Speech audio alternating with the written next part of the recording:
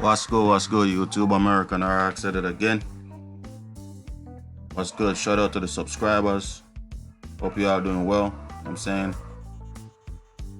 how's your weekend going? Or your week continuation going? You know what I'm saying?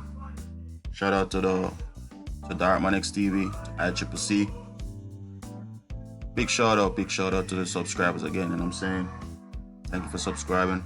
Hope you are enjoying the content. I'm saying it's for it's for educational purpose only. Not for profit, not for gain. Okay. Just to improve your way of life. If there's any information there that can, I suggest you take notes and take notes and see what works for you, and what doesn't work, you leave it. That's all. Okay. All right, let's get to it. Today we're going to be building on fief. All right, so fief is a term used in medieval times. All right, which means like a vassal. All right, let's get to it. A fief, Latin feudum, right, was a central element of feudalism. It consisted of heritable property or rights granted by an overlord to a vassal, okay, who held it in fealty or in fealty or in fee. All right, so this goes back to you getting the permission from the state of corporation, all right, to get through commerce. I'm saying, like a driver's license, any such license, any license you may have or you may use, right? The license is just a permission. I'm saying, you receive that through either contracting, either you do the contract with the state or the state of fictitious entity, meaning you sign a unilateral contract, and it comes with a lot of statutory charges or codes that they attach charges to if you violate one of these codes. All right, so let's get to it. In return for a form of feudal allegiance, right, and service usually given by the personal ceremonies of homage and fealty, the fees were often lands or revenue producing real property held in feudal land tenure. These are typically known as fiefs or fiefdoms. However, not only land but anything of value could be held in fee, right, including governmental office, rights of exploitation such as hunting or fishing, monopolies in trade, and tax farms. Okay, so rights. So when they say rights of exploitation such as hunting, fishing, this is where you get your fishing license, your license to your bird license, you know what I'm saying? Your firearm license, you know what I'm saying? Because it's a feudal system, all right? The colonial occupiers of this land, they offer a feudal system, all right? They offer services that is within a feudal system. Okay. Terminology. In ancient Rome, benefice from the Latin noun beneficium, meaning benefit, was a gift of land, precaria, for life as a reward for services rendered. Okay.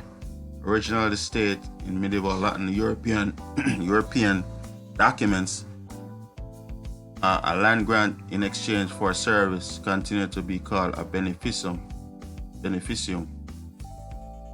So that's Latin. Later, the term feudum or feudum began to replace beneficium in the documents, and this also connects to your cestui trust. Okay, it's pretty much the same concept, the constructive trust. You know what I'm saying? That you can actually liquidate, or its liquidation, right, or desolation, right, and have all the your labor credits, transferred over to a non-profit account, I'm saying? Not for profit, not for gain. I'm saying, but that's for further discussion though, okay?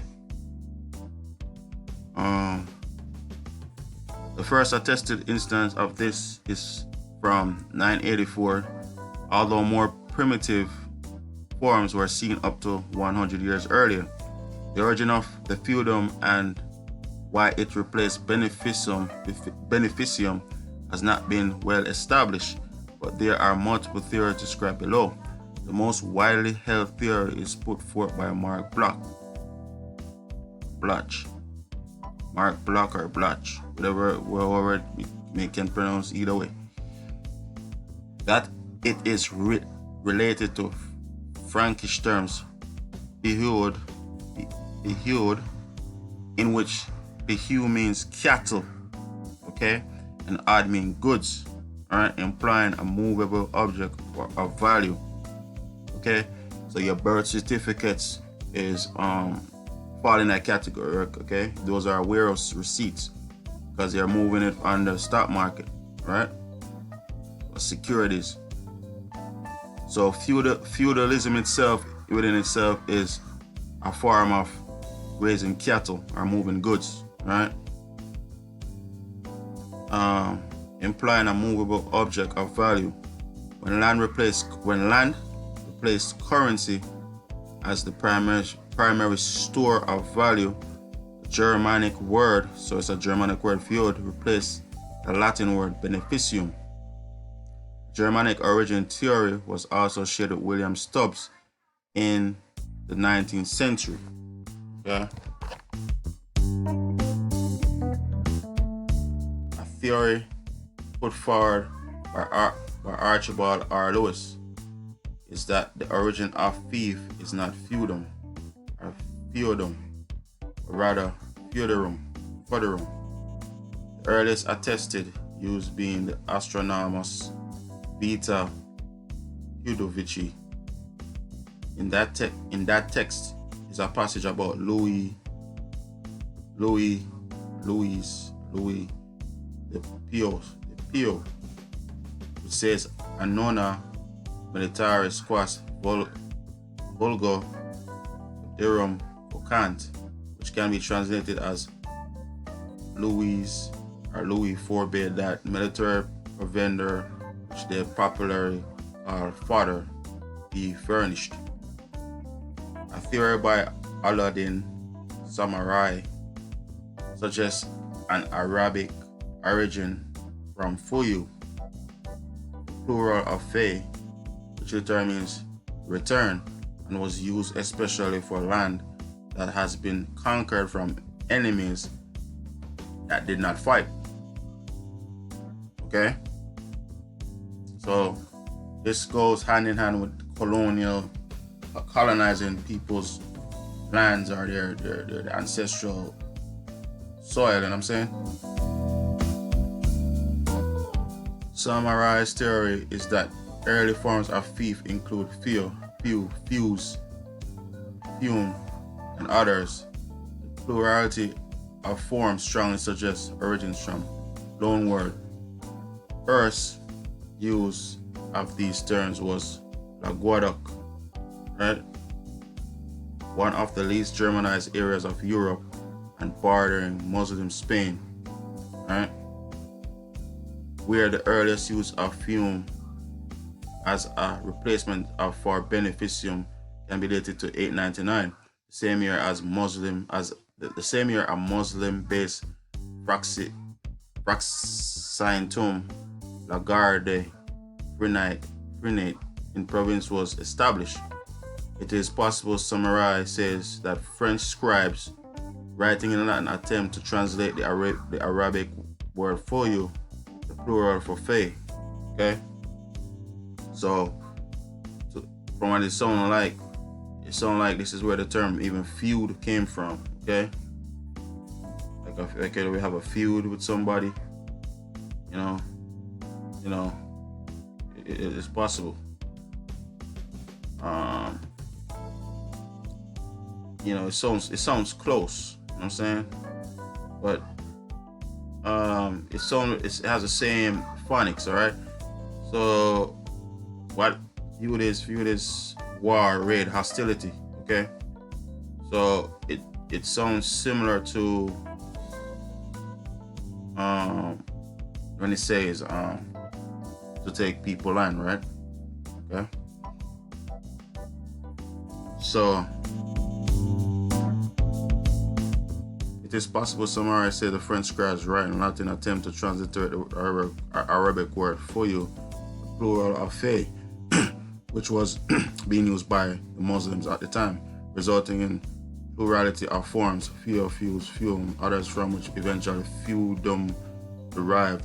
Samurai, however, also advised medieval and early modern Muslim scribes often use etymologically fanciful roots in order to claim most outlandish things to the Arabian or Muslim origin.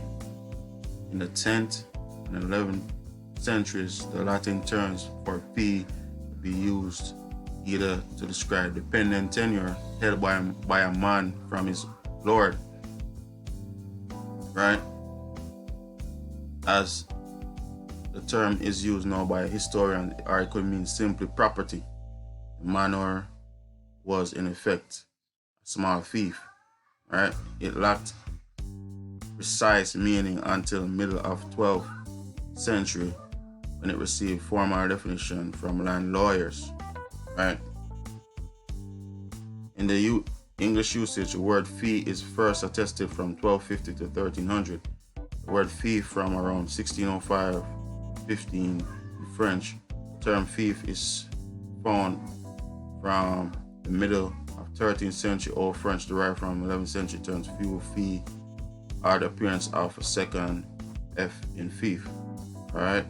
So this is just the term, like the etymology, right? Originally, vassalage did not imply the giving or receiving of landholdings, which were granted only as a reward for loyalty. But by the 8th century, the giving of landholding was becoming standard. Granting of landholding to a vassal did not relinquish the lord's property rights, but only the use of the lands and their income. The granting lord retains ultimate ownership of the fee and could technically recover the lands in case of disloyalty or death. All right, so this is what the state does when you pass, if you pass on and you don't leave a will. What they do, they escheat the property back to the corporation, the colonial construct. Okay, goes back in their trust. Okay, this is like trust law, because everything is in trust. You know what I'm saying? So vassal and a vessel is the same thing. So a U.S. citizen is a United States vessel, okay, which is a entity, okay. So the lord of that vessel would be the U.S., right? The remuneration